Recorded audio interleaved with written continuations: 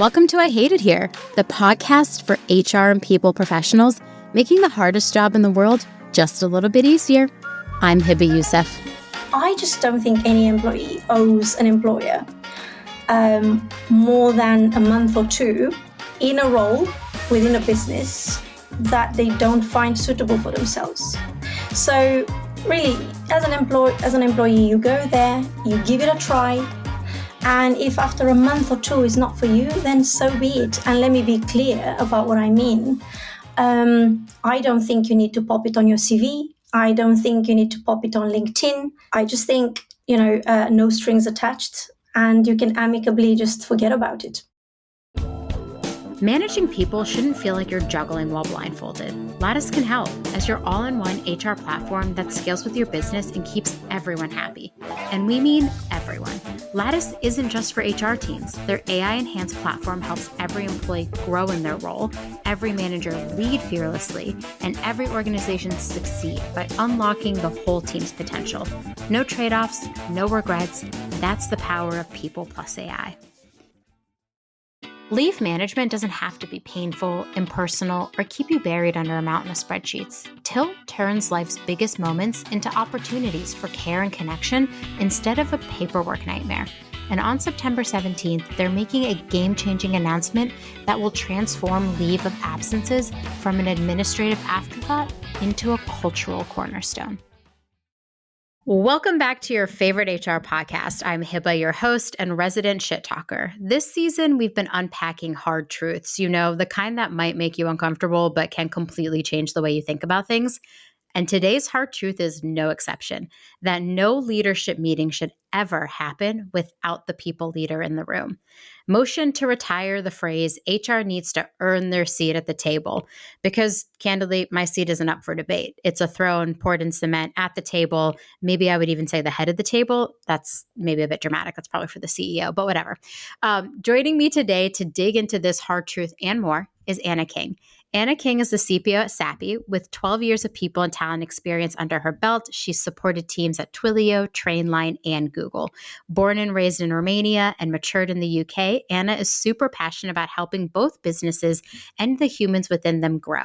And she brings the kind of perspective that every company needs at the table. Anna, welcome to the pod. Thanks so much. Thanks for having me, Hiba. Really delighted to be here. I'm so excited to get into this topic. Like when we were emailing back and forth trying to figure out what to talk about, this was one of 3 hard truths you gave me. So I have to ask, because I've been asking every guest this season, what's one hard truth about work? You're right. I know we mentioned a couple, but I'll go with the one that has received the most reactions for being controversial. So apparently, people, there are some eyebrows being raised, but here it goes. I just don't think any employee owes an employer more than a month or two in a role within a business that they don't find suitable for themselves. So really, as an employee, you go there, you give it a try, and if after a month or two is not for you, then so be it. And let me be clear about what I mean. I don't think you need to pop it on your CV. I don't think you need to pop it on LinkedIn. I just think, no strings attached, and you can amicably just forget about it. Yeah, I know a lot of people who have done like 2-month stint places and decided it wasn't for them and left and took another role, and they just never put that they were there. Yeah. And it doesn't need to be acknowledged. To be completely honest with you, Hiba, I'm one of them. I've done that in the past, and I have zero regrets. Same. And I'm always open about it. So I just feel like the what is the right word I'm looking for? Wow, I really need more caffeine today. I've been up since 6:30 a.m., which is like rare for me. If anyone listens to this pod knows I'm not a morning person. But I just don't think you owe anybody anything when it comes to having to put it on there. Like if you were barely there for 2 months and it wasn't really something you want be a part of your history, because there is a lot of stigma with short stints. People will see a short stint, that's a tongue twister, and say, oh, maybe they weren't cut out to be there or something. And it's like, no, I didn't need to disclose that I was even there. Absolutely. And I guess maybe for me, that's kind of reinforced because in Europe or in the UK, we actually do have a thing called probation period. And hey, that's exactly what it is on both sides.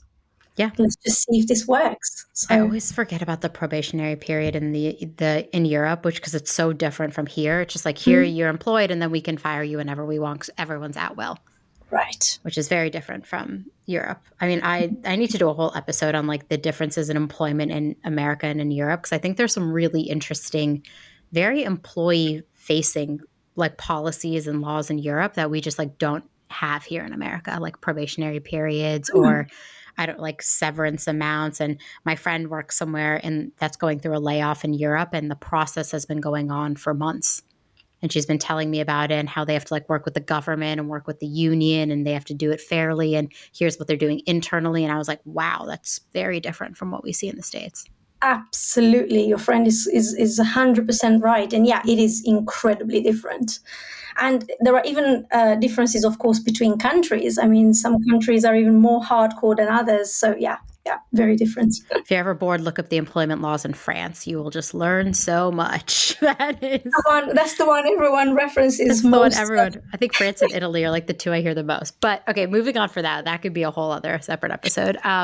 When we started collaborating on what this could look like, the thing that stood out to me is like you said that there should be no leadership whatsoever without the people leader in the room. And I wanted to take the time on this episode to have that whole conversation. Like, why is this such a non-negotiable for you?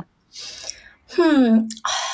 I mean, I just think, would we ever have a leadership meeting, one of those weekly ones or bi-weekly ones, let's say, without the finance leader? Would we have a leadership meeting maybe for a business that relies a lot on marketing without the marketing leader? So I find it extraordinary that it's still being done these days in some businesses, that you'd have a meeting without the people leader or the HR leader. I just don't think it's good for business, basically. Yeah, I mean, there are so many parts of it. Like when you think of your budget, like your number one cost item is your head count. And the person directly responsible for all those things is your people leader. So imagine you're in a business meeting or a leadership meeting and they're talking about pivoting the business or changing something dramatically. And the people leader isn't there to talk about how this impacts our talent. Like, how does anything actually get done? Absolutely, absolutely. And that's just, that's one point. But then how do we reconciliate the fact that, fine, the CEO is the person setting out the vision, right? But the people carrying the vision Yeah. are the people working there. There are employees. So how could we not have their representative in the room when all sorts of matters are being discussed and decided upon? So that's, for me, it's just bewildering When that I tell that you, still happens. it's a huge red flag for me. So even when I'm like interviewing places or talking to my friends, that is a question I commonly ask. Like, is there an exec meeting you're in? And a lot of times, some people will say no, they don't invite the head of people to the exec meeting or the director of people. Like, I do think like if your highest level is an HR person and maybe they're not the executive or C-suite title, I think they should still be potentially present in that meeting because they Oh, probably have something absolutely. to add of value. Absolutely, and it really shouldn't be a matter about hierarchy at all. It shouldn't be about levels. It shouldn't be necessarily about seniority. But surely you want the one person that does HR or people.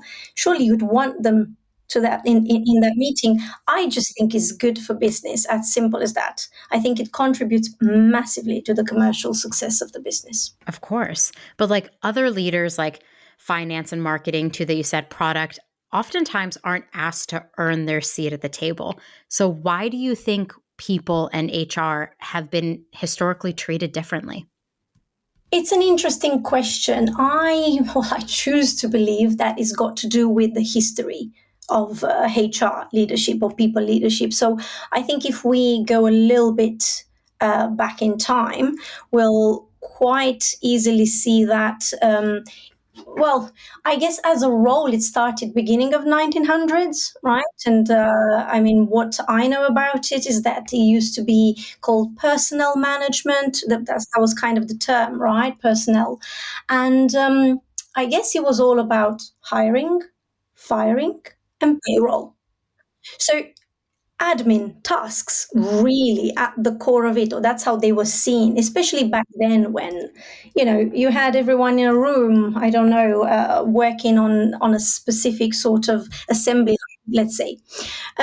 So I guess it comes from that sort of admin more or less admin vibe of it. I think that's where it's rooted. But then if we think about it that way, so let's just say the role in itself has been there for 100 to 130 years, let's say, it's beginning of 1900s, then you'd expect really that at some point that shift would happen, right? And if you research all sorts of academic papers and articles and so on, you'll soon kind of see that it starts being seen as a strategic function. HR starts being seen as a strategic function around the 90s. And even so, you'd be like, okay, so that's what the last 30 to 35 years, right? For a function that's been there for what, 130 years, you'd be like, okay, maybe it's about time we accept it as such. And you know what? So many businesses do it well. So many businesses absolutely see people like you and I, Heba, as strategic leaders. Yeah. But I do know there's plenty out there. The ones that are red flagged that don't. So I know. I mean, it's just from friend to friend, like hearing about their relationship with the CEO, hearing about their relationships with the exec. It's so funny. I caught up with my old CFO this morning. That is why I was up so early, because this man's an early bird. So I agreed to meet him, which my friend was like, that's wild of you. You never do early morning meetings. But I love catching up with him because he gives me like so much perspective and energy for the things I'm thinking about. And we were talking about leadership teams. And I was like, I think leadership teams are the number one complaint of any HR person. Like within 5 minutes of meeting any HR person, I actually think more people will complain about their leaders before they do their employees, which I just think is so interesting, because I'm like, imagine like our role as hard as it is. And now we have to like influence not just our direct line manager, but also an entire team of executives who are bringing to the table like their lived experience, their perspective. They feel like they rightfully can say how something is done because they've achieved this level. And it's just interesting watching HR try to navigate that, especially with all the baggage that we as an industry have, where oftentimes we are seen as administrative functions when that's truly not the case. Like hiring is one of the most strategic things a company will do. So when someone talks to me like it's an administrative task, I'm like, who even are you? You don't even understand the power of of what absolutely. we're doing here. So that comes up a lot so often. And I think it's like really harmful. So like, what harm does this earn it narrative actually cause within our organizations, both for HR people and the business as a whole? Absolutely, I think it is harmful. And, I always stress this when I'm having conversations on this topic, that it's easy to assume that it's about the ego of people working in HR, but I don't see it at all being that. I mean, it's really not a matter of ego. It is, let's bring it back to why HR leaders, amongst many other reasons, even work for businesses. We're there like any other leader to support the commercial success of the business, right? Yeah. And we do Yeah. so by taking care of the people and doing right by them, right? But then it's just so harmful for the business. Like, how are you going to achieve that? How am I going to be able to even do my role and benefit the business as a leader if I can't be there? I can't contribute. I can't understand. So it's really, I mean, I could talk about it for 2-3 hours, really, but it's just so central to my understanding of commercial success. Yeah. And I also like, it breaks my heart when I see HR leaders like undermined and not treated with respect. And you're right, it's not an ego thing. It's more like we also like excelled and tried our hardest to get to this level for years of experience, for the things we've learned. We have one of the most interdisciplinary roles at any organization. If you think about the multifaceted skills HR needs, and then even thinking about like you're in Europe, I'm in the States, like I'm trying to figure out 50 state laws on top of the world, like all the legislation, like we are one of the most regulated fields. And so it's like, it hurts my soul when I see that like HR leaders are undermined, because I'm like, we have such a wealth of skills and expertise. And when leaders don't think we deserve to be at the table, then I think they start to like undermine our decisions and like why we do things the way we do things, which then I actually think hurts the commercial success of the business.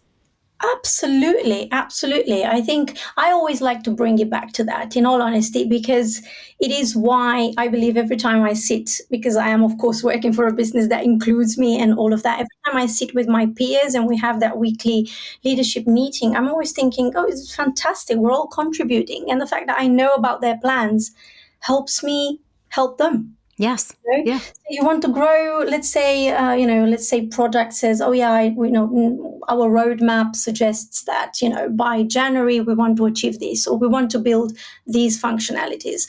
And my first thought is, okay, do we have the people for it? Do we have the right people? Do we have the right number of people? Or, actually, an example that's just come to mind from last year, I think we were looking at automating certain parts of the product. And I was thinking, well, then let me quickly have a chat with our CEO, because it sounds to me like maybe we should hire perhaps a couple less people in a certain region. Yeah. In this case, it was Vietnam. And also the ones that we do hire, let's make sure they're absolutely amazing in terms of cognitive abilities. Yeah. So let's just absolutely think this through in terms of who we hire, because then it might be that in a year time they'll be doing another role if we automate this part of the business. Like hiring for potential. Yeah. Absolutely. So it's so, you need that synergy. It needs to work, and we all just need to move together as leaders. Yeah, but it's tough because when we're included after the fact, I've had to clean up so many messes after the fact where I'm just like, if anyone had just told me this 3 weeks earlier, I could have had a fully baked out plan that tells you exactly why it is we're doing it. And then your example on hiring, it's so right. Like, are we hiring for this role today that we know could be obsolete in like 3 to 6 months? Why? It's like maybe that role we're hiring for today actually looks different. Like you said, like maybe you expand the profile, you look for people who are interested in other things, you look for people who have experience in other things because you know what's coming down the pipeline for the business, that role is going to change. So you're going to be strategic on your end to find somebody who's going to grow with the business too. That's just Absolutely. lost on so many people. It's lost on so many people. Okay. I have to ask, and this is like, maybe you'll say, no, pass, I'm not going to answer this, but can you share a story where maybe excluding a people leader from the table just backfired commercially? I don't know if I have a story, maybe because I've been just so fortunate, if I'm honest. I Yeah. mean, I'm now in a startup, of course. So this could have gone really well or not so well, right? I've been here for 2 years, it's going well, happy times. But before this, Heba, I've worked quite a lot for big businesses, and, they did have their stuff together. So I wish I had Okay. an example, but, Yeah. they were businesses where I guess HR leadership was taken very seriously, and I just really don't have those examples.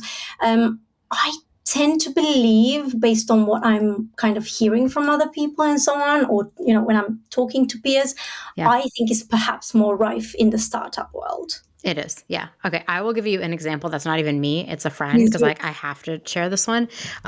Her leadership team decided that she was not in the meeting. They decided that they were going to do a layoff. They made a list of everyone they wanted to lay off and then handed it to her and said, figure it out.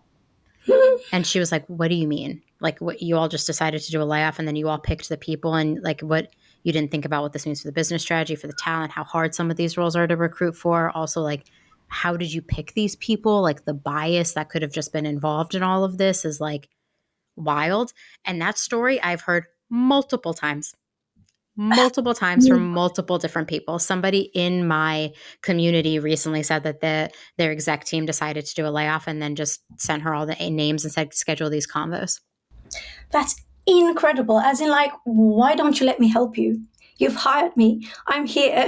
Please let me help you. In what reality are you going to execute a layoff and not involve the head of HR or the most senior HR person? Wild. It's amazing, isn't it? It's Yeah. just And I mean, it did backfire because they ended up delaying the layoff. They had to go through They end up going through multiple rounds, both stories. That was a common theme where it was like they didn't cut enough the first time and they had to cut more the second time. And it was just like uncomfortable. And I think these things are, they're experiences that are not unique to a single person. I feel like a lot of people have seen this, but like maybe various degrees where maybe it's not a layoff, but it's like a project, or that the company decides to pivot the product in a different direction, not recognizing you don't actually have the skills or talents of the people to pivot in that direction. So I think like it all comes down to involving HR earlier is just better. Absolutely, absolutely, early and wisely. You Yeah. know, like my CEO. I mean, as I said, I'm fortunate. But I'm not trying to say she's perfect. None of us No are. one is. No one. No. But I do appreciate how much she involves me in everything. I mean, that's just so valuable. It's like you help me and I help you, and then hopefully we can make this business a success. Yeah. It's that easy. I want to talk about the business case for a minute because like you've brought up commercial success so often. It is something we all think about. Like ultimately we all want our businesses to be successful and like we play a big role in that. Have you seen a direct link between having a strong people leader in the C-suite and commercial success? Oh my goodness, yes, absolutely. Let me give you the laziest example. Okay. The absolute laziest example. So, my first rodeo, I think, in terms of supporting teams internally, was over at Google, and I think the amazing thing is that as soon as you kind of join and you're embedded within the team, you at least within the HR or recruitment team, you hear them quoting their first transformational leader so much, Yeah. right? So they quote Laszlo Box Laszlo so Bock. Yeah. much, right? Yeah. And it's such a joy, I guess, when you join there and you're still developing as a professional to hear them quoting him so much. And then I guess, has that worked out with them having Laszlo? Well, of course it has. I mean, look at the business, look at what's been built on that foundational block of solid, innovative, excellent HR. Yeah. Yeah. That's a reference that comes up so often. And I think he has a book too. I feel like everyone has read his book. I have not. Sorry, I should be honest. I'm too busy reading fanfic to read business books.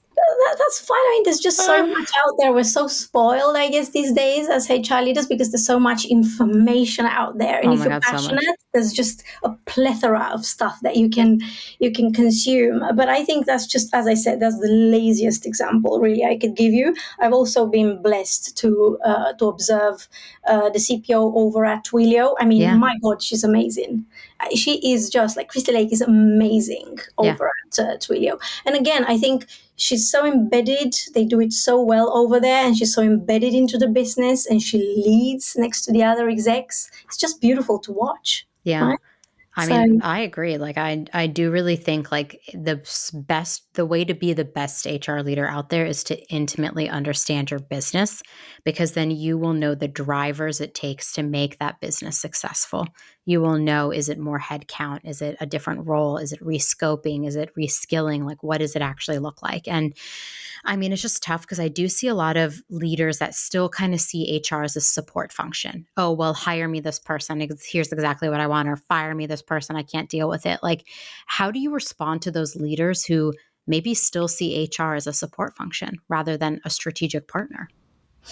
that's a good question. I think for me, it's all about creating a partnership with them, Yep. setting the tone from the very beginning. And I think in practical steps, how do we do that? Set up that regular meeting, bring interesting questions to that meeting, get that leader to talk to you as much as possible, Yep. give them a listening ear, don't just listen to respond. And then I guess if that much effort and want of understanding is invested from our side as HR leaders, I do believe maybe I'm just too much of an optimist, but I I do love believe this. most people can be turned around. I Yeah. do. I also think having a CEO who is your champion. So like, I mean, like we have a pretty good setup at Workweek where I work very closely with my two co-founders, and there's a lot of things that he will say, like, that is not within my decision to make. Like, you need to talk to HIPAA. You need to talk to HR. Like, here are the things that are going to happen. And without his championing of me and HR and why we have HR, I probably would have less strong relationships with our leadership team. But he made it very clear to them from early on that like one of the earliest hires he wanted to make was someone in HR because he wanted to build a really great culture. And so I feel incredibly lucky that I work with a CEO who does believe in HR, because I also think that then legitimizes all my credibility as well with my fellow leaders too. Absolutely, Heba. You've actually nailed it when you said that. I said from the beginning, I think my CEO is amazing too.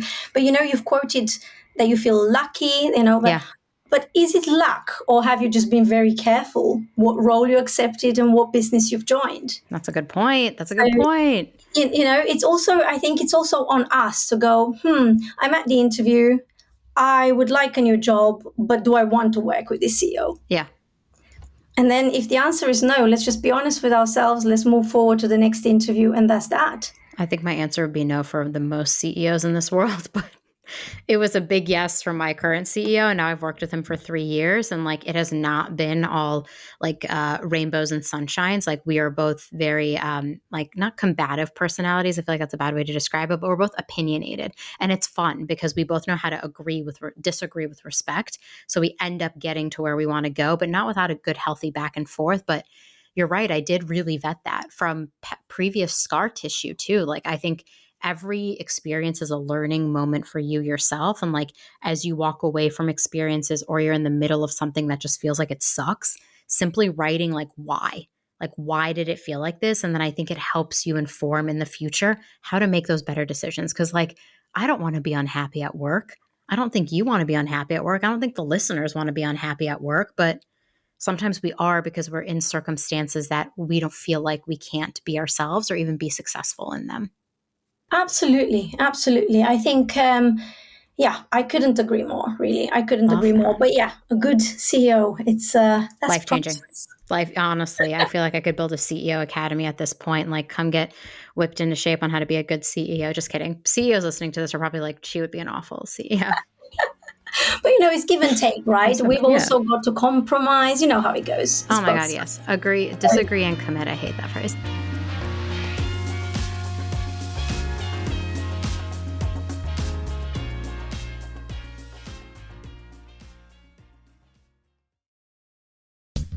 Oof, we've all had those days. Like, remember when that all-star employee bailed with zero warning? Or when you found out half your managers were writing reviews based on vibes? We call those regrets. And yeah, they could have been avoided with some help from Lattice, the first HR platform where people plus AI succeed together. Lattice's suite of AI-powered tools helps everyone, not just HR, thrive and lead fearlessly. Whether you're trying to boost performance, engage your team, or finally stop second-guessing HR decisions, Lattice has your back. Ready to leave those regrets in the dust? Check out Lattice at lattice.com/no regrets. That's LATTICE.com/no regrets. Let's be honest, is outsourced leave management just a fancy way of saying you've outsourced the humanity right out of it? Tilt is here to fix that. Their AI-powered platform handles all the admin tasks that eat into your time, like payroll updates, compliance tracking, status changes, so that you can actually focus on supporting your people through life's big, messy, and human moments. And on September 17th, they're dropping something that will turn leave from an afterthought into your secret weapon for culture and strategy. So mark your calendars because Tilt is keeping HR trusted, strategic, and human first.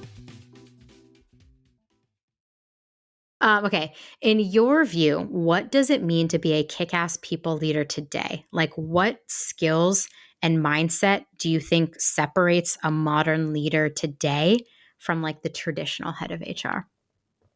Ooh, okay. Well, I'm going to go straight in with the main thing we should be as HR leaders concerned with is people experience.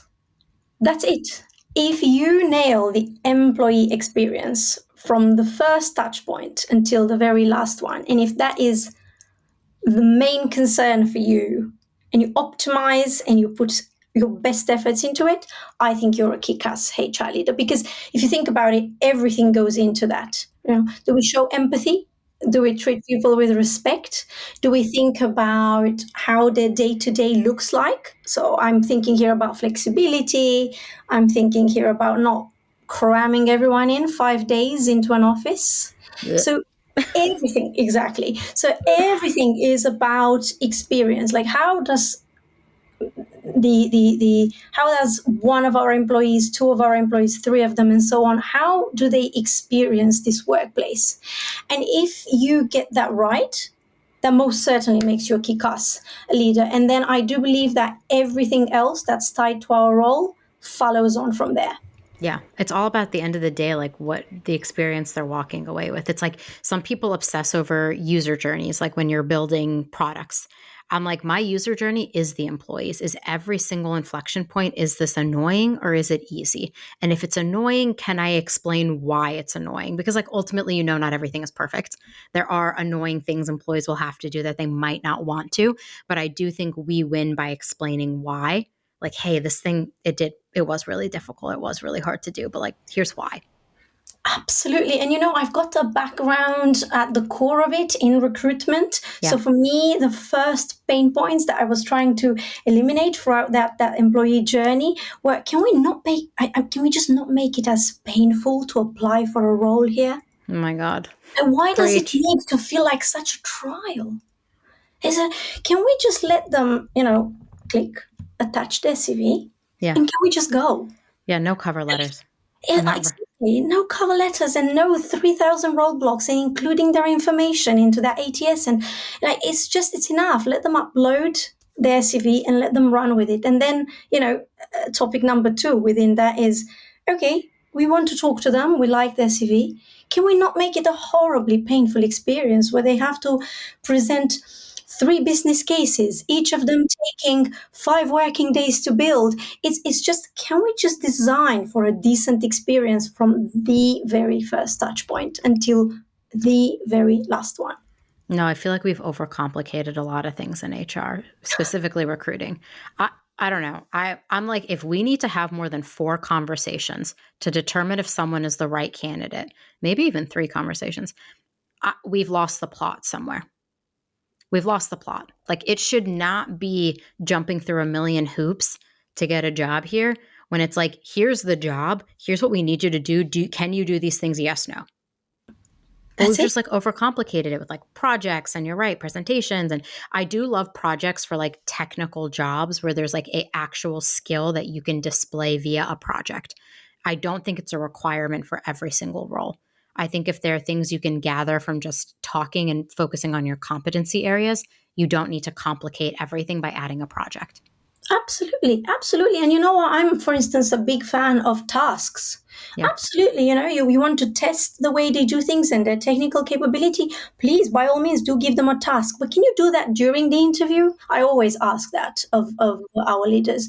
Just ask them to do that within the interview. Don't make it that the interview is 1 hour or this stage is 1 hour and then ask them to work for another couple of days on what they're about to present. I don't know. I think it's just, and what I always say to people that are perhaps not on board with this, Heba, is, if at the time, like if Apple could do it that way, Google could do Yeah. it that way, Meta could do it that way, then I'm sure we can all do it that way. Yeah. That's a So good point. We can all figure it out. It doesn't matter the absolutely. scale. How do you balance, like, this is such a loaded question, my God. How do you balance being the advocate for employees with being a business leader also accountable to the business? You know, for me, maybe I'm too optimistic, or I look for rose tinted glasses. For me, they go hand in hand. Yeah, absolutely. Yeah. Yeah. You just start with giving people a good experience. You make sure they are all right. That then leads to them being engaged, interested, motivated, right? And then surely with the right kind of leadership that hopefully the HR leader advises on, with the right kind of business leadership, then the business can thrive. So for me, they are a direct result of each other. Yeah. So being a true advocate for employees. and making sure that you're always mindful of the success of the business commercially. These two things is just, I think they go hand in hand. You can't have one without the other, in my view. Yeah. It's so funny because I have this TikTok that's going kind of viral right now about like HR, the worst thing an HR team has done to you. And so many people in the comments are like, HR is not your friend. HR is there for the business. And I just keep replying to all the comments. Hi. Everybody is actually technically there for the business. Like every single executive has a mission critical responsibility to make the business successful. HR doesn't just have an extra one. Like we all carry the same weight in doing that. And I also have tried to explain to people, like, I know it's silly to like try to give context to people in TikTok comments, but I try because I'm like, they deserve to know that like the best HR teams out there, the best HR leaders out there are trying to balance the people first with the business as well, because we understand better than anyone else, for the business to be successful, these other people also have to be successful. So by treating them terribly, we actually hurt the business. But I think the majority of HR teams out there like aren't good HR teams. I know, maybe that's my hot take. Oh God, that was really spicy. Sorry, I didn't mean to get so That's emotional right. about it. No, but like I've been on a bad HR team. Like I've had to deal with bad HR stuff. Like, you know, I've also had to deal with it, but I've just been thinking about this so much because I'm like, the people are also our business. Like, yes, we are making like products, we are creating whatever, right? But like none of that gets done if the people over here are unhappy, disengaged, being treated like shit. They're just like not going to do great work. And so I just really wish more employees, I think HR gets it, but I wish more employees would understand every executive is there to serve the business. And the best HR leaders are going to figure out how to position the employees the best because they know it's going to serve the business in the end. Absolutely, absolutely. So this is why, whenever I discuss this topic with other HR peers, I'm always thinking, but isn't it so damn obvious? Yeah. I mean, it's just one So leads to obvious. the other, and that's that. It's so obvious, but I'm just like, it is lost on. Well, I think a lot of employees need somebody to blame. And Mm. unfortunately, like we tend to be the bearer. Like, to be fair, we are there when the good times and we are also there in the bad times. And so I think we're the easiest group of people to assign, for lack of a better word, blame to. And that's why, like, I'm reading the comments in the TikTok and I'm like, oh my God, some of the things are awful, like truly awful. If you're on TikTok, you should go look at it. But other things, I'm like, this could have been avoided completely if you had a better HR team. And it like breaks my heart because I'm like, I could have told them not to do that. Absolutely, but I also think it's on us when we are there doing whatever needs to be done in those bad times. I also think it's really good of us to just put our hand up and say, hey, you know what, let me just have a meeting with a bunch of you people that mentioned you weren't quite happy. Let's talk. How can I help? Can I answer any of your questions? Like, if you find certain business decisions dubious, can I help? Can I offer you a bit of insight into why that was necessary? Or so it's also about transparency from our side. Again, back to partnering with others. Yeah. I mean, like, ultimately, I hope my employees don't think I'm the one making all the decisions. Like, we said it at our company retreat actually last summer. I explained my CEO and I as like, there's a Venn diagram of how we feel about certain decisions. In the middle, we align on like a lot of core things. We always have like our outside things. But I also said, we are checks and balances. Like, I don't get to show up and as an authoritarian regime, execute on all the things that I want to do. Just like my CEO, even though it's his company and he does actually have the right to do that, he still believes in the value of HR and partnership. So he does defer to leaders for certain things that he doesn't feel like he needs to unilaterally decide. And so I think that's the other piece too, is like a lot of employees will think like HR is the one who made the decision to lay me off. And it's like, to be clear, like a lot of decisions had to have made before I could even get to that part, right? And so I think like that transparency also goes a long way, and it can be potentially missing from a lot of places because people let HR just take the blame. I mean, yeah, exactly. Coming back to what having a good CEO means, right? Like, when they say, hey, we decide together and so on, like that really, it's having your back as a HR leader, right? And I guess then that view just kind of permeates everyone else's view, or you'd hope so. And everyone understands that things are accountable. I have like a really interesting question, because I have this like little belief that I think like we are kind of magical in an organization, because I think we're uniquely positioned to spot opportunities that like other leaders simply miss. Like, do you think that HR really is positioned in that way? Like, do we see things that maybe nobody else could see? I do think that. So we're It's magic. 100% in agreement. I do. But in a way, to be fair, I think, I put it this way. I think most people who are amazing at their roles, HR included, have a little secret sauce, right? So, for instance, our CEO has a secret sauce, which maybe our CCO doesn't. And then our CCO has a secret sauce, which maybe our CEO, doesn't. But I think the same goes for us, right? And it's nice sometimes to actually feel appreciated for that secret sauce. And for me, apparently, that's what I've been told. That's the feedback I received. Apparently, it's that really high emotional intelligence. That's what my colleagues are saying, the ones in the leadership team. And I think, you were saying, do we sometimes spot things that others don't? I actually do think it comes down to emotional intelligence, and I do think that the professionals having some of maybe scoring the highest on that might potentially be HR leaders. Yeah, we have to. It's like those emotions are core to how people experience work and everything. So we have to be aware of them. Absolutely. Or, you see someone in a corridor not being quite happy, or you notice someone when you're let's say you have an online all hands. Yeah. Maybe you notice that someone's, I don't know, perhaps a little bit more disengaged today, or a bit Yeah. sadder. It's really the differences between asking, hey, how's it going, and not asking that. Yeah. So, there needs to be someone that spots that. Yeah. If you see For what sure. I mean. So, I used to joke that like I'm a creepy watcher, so I'll like watch people in situations, but I think it just comes from wanting everyone to be included, and like as a kid feeling like maybe I wasn't included in everything, so I feel like I have a hypersensitivity in like situations to like watch for everyone, and it's mainly to watch like to see like, is this person sitting by themselves during a company retreat? Is this person not engaging as much as they used to? This person hasn't even raised their hand and said anything. So it's like I'm always watching. But part of that, I think, is because I'm trying to put together the pieces of all the things I know.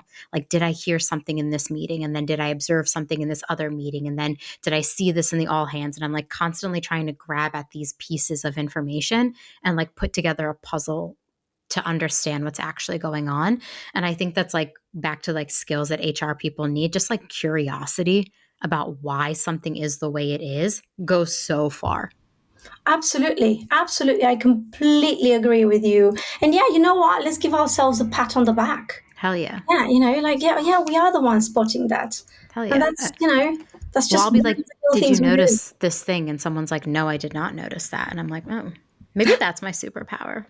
I notice things. I'm going to go ask my executives, what's my superpower? And all of them are going to be like, why are you asking this question? Well, why not? Why not? Like, Go wild. I want a compliment. Like, come on, pop off. Tell me if I'm tell me Exactly. what Basically, I want a compliment. Can you give me one? I'm feeling a little sad today. Can you all just like give me a compliment? I really need it. I wish you said that more, honestly, because I feel like I would. I have a few more questions. I want to talk about like the future kind of HR and like how to be ready for the future. Because I think I am genuinely scared for the future. I feel like if I say it enough, I could maybe just quell my fears. I would just like, I'm a little worried about like AI's impact on the world, our jobs, just human interaction, candidly, is like someone keeps being like, well, what if AI could be your manager? And I'm like, but what? Why would you want that? Wouldn't you want a person who can help grow and develop you? But like most managers aren't that good. So maybe AI as a manager could work. I'm not putting that out there. Sorry.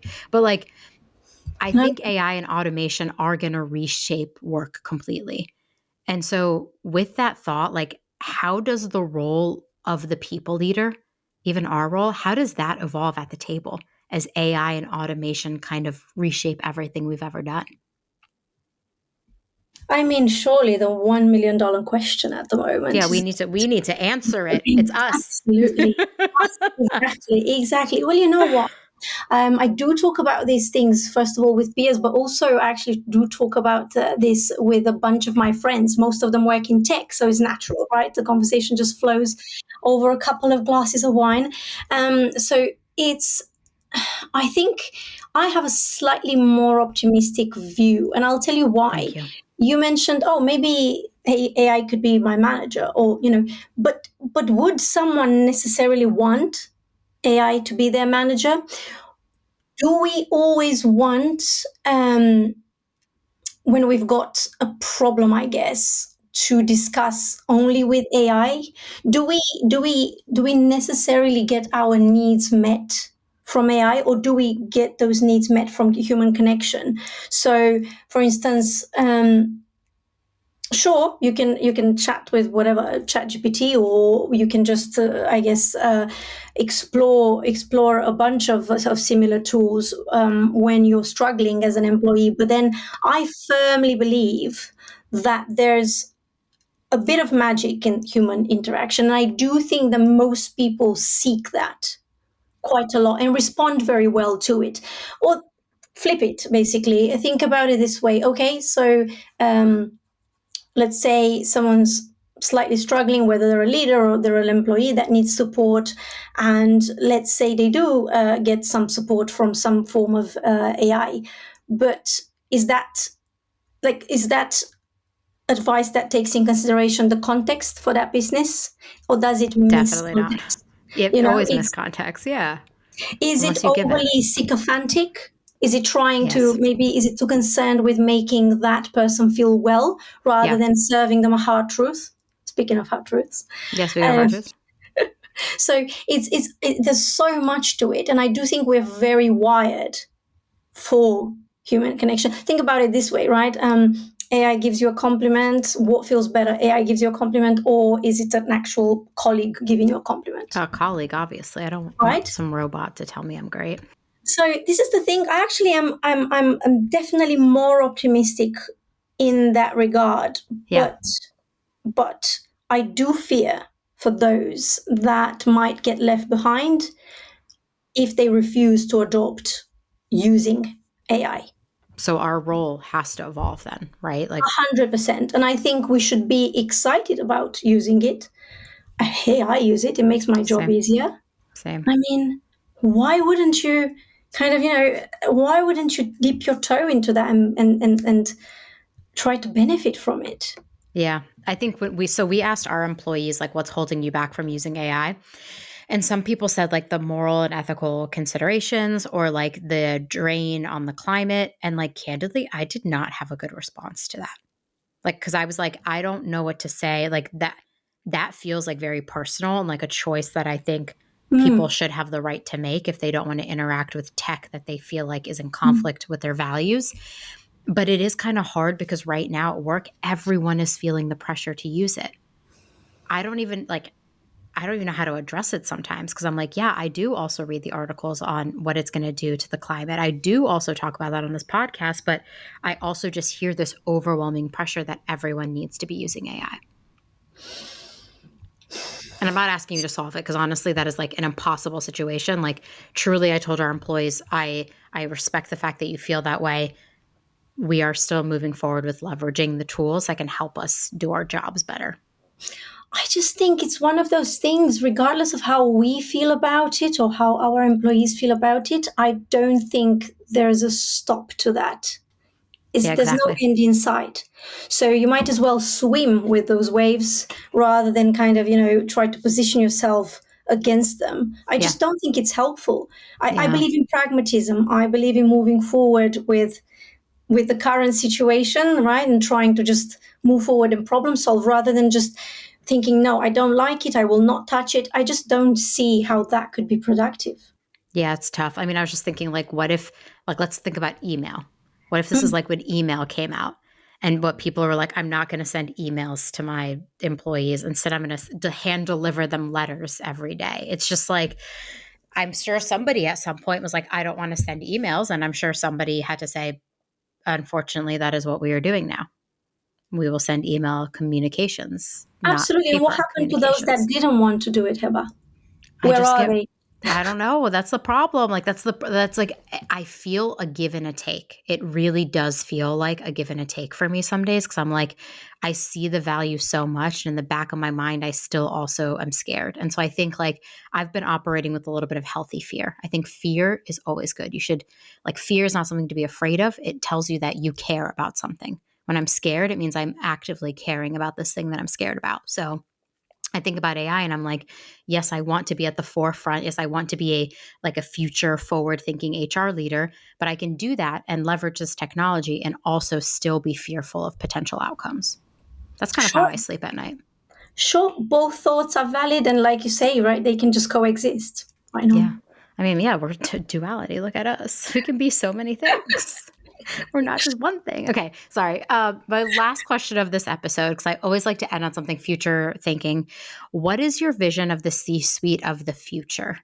And where do you see people leaders in that lineup? Ooh, C-suite of the future. Yeah, what does Well, it look like? What are we doing? I think, considering the shift in the generational approach of Mm, Gen Z, I would oh say my the God. future needs to include empathy. Yeah, It needs to